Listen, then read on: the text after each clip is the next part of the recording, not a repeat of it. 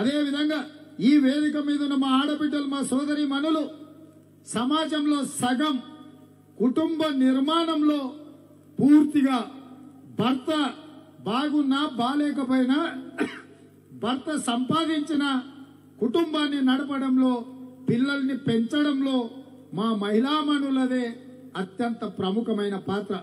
అలాంటి మహిళలకు మహాలక్ష్మి గ్రూపులు పెట్టి ఆర్థికంగా నిలదొక్కునేటట్టు చేసి వాళ్ళ చేతిలోనే 1000 కాదు లక్షలు ఉండే విధంగా ఆడబిడ్డల్ని ఆర్థికంగా బలోపేతం చేసింది కాంగ్రెస్ పార్టీ. ఇదే కాదు, ఇవాళ చాలా మంది జిల్లా పరిషత్ చైర్పర్సన్లు మున్సిపల్ చైర్పర్సన్స్ రామన్న ఇంట్లోనే మున్సిపల్ చైర్పర్సన్ గా అక్క ఉంది అని అంటే ఆనాడు ఆడబిడ్డల్ని సర్పంచులుగా ఎంపీటీసీలుగా ఎంపీపీలుగా జడ్పీటీసీలుగా జిల్లా పరిషత్ చైర్పర్సన్స్ గా మున్సిపల్ చైర్పర్సన్స్ గా ఇవాళ కేసీఆర్ విజయలక్ష్మిని గ్రేటర్ హైదరాబాద్ మేయర్ గా చేసిందంటే ఆ ఆడబిడ్డలకు చట్టసభ స్థానిక సంస్థలలో రిజర్వేషన్లు ఇచ్చింది కాంగ్రెస్ పార్టీ. ఇవాళ మహిళలు ఇవాళ రాజ్యాన్ని నడుపుతుండ్రు, రాజ్య నిర్మాణంలో భాగస్వాములు ఉన్నారంటే మహిళలకు రిజర్వేషన్లు స్థానిక సంస్థలు ఇచ్చింది కాంగ్రెస్ పార్టీ. ఇన్ని గొప్ప పనులు చేసి ఇంత పేదవాళ్లకు మేలు చేసి 60 సంవత్సరాలు ఉద్యమాలు చేసిన ప్రాణాలు అర్పించిన తెలంగాణ రాష్ట్రం కళ సాకారం కాకపోతే వందలాది మంది బిడ్డలు ప్రాణాలు త్యాగం చేస్తుంటే కన్న తల్లిగా కుటుంబంలో వ్యక్తులను కోల్పోతే దుఃఖం ఎంతుందో శ్రీమతి సోనియా గాంధీ గారికి తెలుసు. కళ్ళ ముందల్లే AK-47 తూటాలకు అత్త శ్రీమతి ఇందిరాగాంధీ గారు బలైనరు. అదే విధంగా మానవ బాంబు దాడిలో తునకలైన భర్త రాజీవ్ గాంధీ గారు చనిపోయినరు. కుటుంబంలో 2 వ్యక్తులను ఆప్తులను కోల్పోతే ఆ దుఃఖం ఏందో తెలిసిన తల్లిగా ఇక తెలంగాణలో ఏ తల్లి కూడా కడుపు కోతకు గురి కావద్దు, కడుపు కోతలో ఉన్న దుఃఖం ఏందో తెలిసిన తల్లిగా తెలంగాణ రాష్ట్రాన్ని ఎంతమంది అడ్డం పడ్డా ఈ తెలంగాణ రాష్ట్రాన్ని శ్రీమతి సోనియా గాంధీ గారు ఇచ్చి తెలంగాణ తల్లుల యొక్క దుఃఖాన్ని శాశ్వతంగా తీర్చింది. ఇంత గొప్ప పనులు కాంగ్రెస్ పార్టీ చేస్తే 7.5 సంవత్సరాలలో కేసీఆర్ ఏం చేసిండో అడగండి పేదలు. ఆనాడు ప్రతి పేదవాడికి ఇందిరమ్మ ఇల్లు పేరు మీద తల్లి కొడుకు బిడ్డ కుటుంబంలో ఎంతమంది ఉన్నా అందరికీ ఇండ్లు ఇచ్చిన పార్టీ. రాజీవ్ స్వగృహ ద్వారా మధ్యతరగతి వాళ్లకు వేలాది ఇళ్లు కట్టించారు. ఈ ప్రాంతంలోనే ఎన్ని వందల వేల మందికి ఇళ్లు కట్టించారో మీరు ఆలోచన చేయండి. నందనవనంలో అంతమంది పేదలకు అక్కడ ఇండ్లు కట్టించి స్లమ్ములో మూసి నది ఒడ్డున ఈగలకు దోమలకు మురికి వాసనలకు కంపులో బతుకుతున్న పేదల్ని తీసుకొచ్చి ఇండ్లు కట్టించి ఆత్మగౌరవంతో బ్రతకడానికి ఆనాడు కాంగ్రెస్ పార్టీ ప్రయత్నం చేసింది. ఇలాంటి పనులు మనం చేస్తే ఇవాళ ఆలోచన చేయండి. అమరవీరులకు గౌరవం ఉన్నదా ఆలోచన చేయండి. రైతు పండించిన పంటకు గిట్టుబాటు ధర ఉన్నదా ఆలోచన చేయండి. చదువుకుంటున్న విద్యార్థులకు ఫీజులు చెల్లిస్తున్నారా లేదా ఆలోచన చేయండి. చదువుకున్న నిరుద్యోగులకు ఉద్యోగ అవకాశాలు వచ్చినాయా లేదా ఆలోచన చేయండి.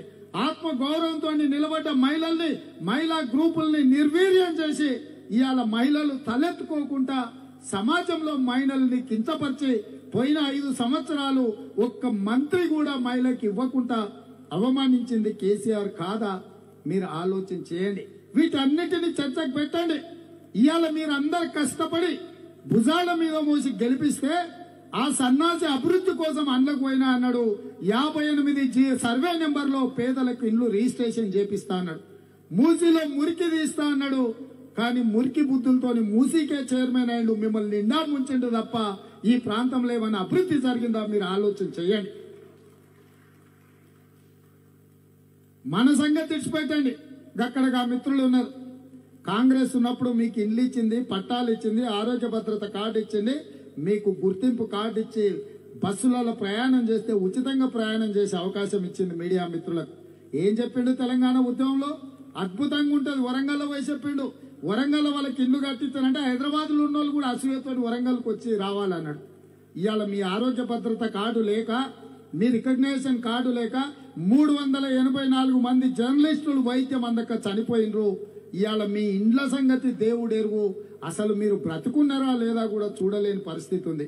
ఒకప్పుడు కాంగ్రెస్ అధికారంలో ఉన్నప్పుడు జర్నలిస్టులకు ఎంత గౌరవం ఉండేనో ఆలోచించండి. ఇవాళ పరిస్థితి జర్నలిస్టులు అంటే వాళ్ళ సొంత మీడియాలో పనిచేసే కార్యకర్తలు అనుకునే పరిస్థితి వచ్చింది. ఆనాటికి ఈనాటికి ఉన్న తేడాను ఆలోచించేయండి. ఇన్ని సమస్యలు, ఇంత తెలంగాణ యొక్క ప్రతిష్ట కేసీఆర్ ముఖ్యమంత్రి అయినాక దిగజారింది. ఈ రోజు ఈ రాష్ట్రంలో సమస్య సృష్టించేది కేసీఆర్, దాన్ని పక్కదారి పట్టించాలని చూసేది కేసీఆర్. కానీ ఇందులో పంచాయతీ పెట్టి సందట్లో సడేమియలాగా బీజేపీ వాళ్ళు ఆ పంచాయతీని పెంచి పోషించి తద్వారా రాజకీయ ప్రయోజనం చెందాలి అని చెప్పి ఒక కుటిలమైన ఆలోచనతోటి ఇవాళ బీజేపీ టీఆర్ఎస్ వాళ్ళు రోడ్ల మీద పడి కొట్టుకుంటారు. నేను అడుగుతున్నా, వరి ధాన్యాన్ని కొనాల్సింది కేంద్రమే కదా. కేసీఆర్ కొననప్పుడు ఎఫ్సీఐ ద్వారా కేంద్ర ప్రభుత్వం అనుకుంటే 10 రోజుల్లో రాష్ట్రంలో పండించిన మన 1,00,00,000 మెట్రిక్ టన్నుల వరి ధాన్యాన్ని కేంద్రం బీజేపీ కొనగలిగిన శక్తి ఉండే, అధికారం ఉండే. నరేంద్ర మోడీ ప్రధానమంత్రిగా ఉండే. కానీ ఆ పని చేయలే. అక్కడక్కడ పోయి మిల్లుల ముందల ధర్నాలు చేసి బండి సంజయ్ని బండలు తీసుకొని కొట్టిండ్రు అని చెప్పి పిడపొప్పలు పెట్టిండు. సమస్యకు పరిష్కారం చూపించలే. ఆ సమస్యను మరింత జటిలం చేసి బీజేపీ పార్టీని విస్తరించుకోవడానికే బీజేపీలు ప్రయత్నం చేస్తున్నారు తప్ప కేంద్రంలో అధికారం ఉండి నరేంద్ర మోడీ ప్రధానమంత్రిగా ఉంటే తెలంగాణ ప్రజలు, తెలంగాణ రైతుల యొక్క వరి కొనుగోలు సమస్యను పరిష్కరించలే. యాసంగిలో కేసీఆర్ వరి పండించొద్దు అని అంటే కేంద్రం ఎందుకు ముందుకు రాలే? వరి పండించండి, ఎఫ్సీఐ కొంటుంది, మోడీ మీకు ఉన్నాడు, మోడీతో మేము కొనిపిస్తామని చెప్పి ఈడున్న బోడీ గాని బండి గాని ఎవరు చెప్పలే. ఆ సమస్యను విషమించేటట్టు చేసి మమ్మల్ని గెలిపించండి, మేము ఒడ్లు కొంటామంటారు. నేను అడుగుతున్నా, ఈ రాష్ట్రానికి ముఖ్యమంత్రి, ప్రధానమంత్రి, ఈ దేశానికి ప్రధానమంత్రి పోస్ట్ కంటే రాష్ట్ర ముఖ్యమంత్రి పోస్ట్ పెద్దదా? అది అక్కడ పెడితే రాష్ట్రపతి ఉత్తర్వుల ప్రాతిపదికనే 317 జీవో వచ్చింది. 317 జీవో తప్పిదాలు ఉన్నాయని పదే కిషన్ రెడ్డి, బండి సంజయ్ అంటాడు. ఈ తప్పిదాలు ఉంటే రాష్ట్రపతి ఉత్తర్వులకు వ్యతిరేకంగా ఒకవేళ కేసీఆర్ 317 జీవో తెస్తే ఒక్క కలం పోటుతోని రాష్ట్రపతి ఆ ఉత్తర్వులను రద్దు చేయొచ్చు, రాష్ట్ర ప్రభుత్వం తీసుకున్న నిర్ణయాలను తిప్పికొట్టొచ్చు. ఎందుకు ఆ పని చేస్తలేరు? ఆయన బండి సంజయ్ పోయిండు, ఆయన క్యాంపు కార్యాలయంలో కూర్చున్నాడు. ఏమున్నదా? ఇంట్లో నుంచి పోయి ఆఫీసులో కూర్చున్నాడు. అదే ఆయనదే, ఈయనది ఆయనదే. ఇంట్లో తిన్నది అరగకపోతే ఆఫీస్కి పోయిండు పండుకోనికే. ఇక ఈ కేసీఆర్ పోలీసులను పంపించి గ్యాస్ వెల్డింగులు చేసి ఆయనను అంతర్జాతీయ తీవ్రవాది, ఆయన బిన్ లాడెన్ పట్టుకొచ్చినట్టు పట్టుకొచ్చారు. ఆయన తీసుకుపోయి జైలుకు తోలిండ్రు అంటారు. ఏం డ్రామాలు ఇవి?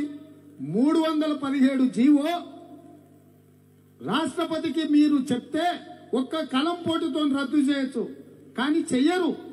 కేసీఆర్ తప్పులు చెయ్యాలి, ఆ తప్పులను పెంచి పోషించాలి, ఆ తప్పులలో ఉపాధ్యాయులు, ఉద్యోగులు సావాలి, సావుల మీద ఓట్లు ఏరుకోవాలని బీజేపీ అనుకుంటుంది. సంపేదేమో వీడు, సచిన శవాల మీద ఓట్లు ఏరుకున్నటోడేమో వాడు.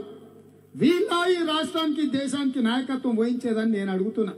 ఇవాళ ఈ రాష్ట్రానికి, దేశానికి పట్టిన దరిద్రం, పీడ, చీడ బీజేపీ, టీఆర్ఎస్.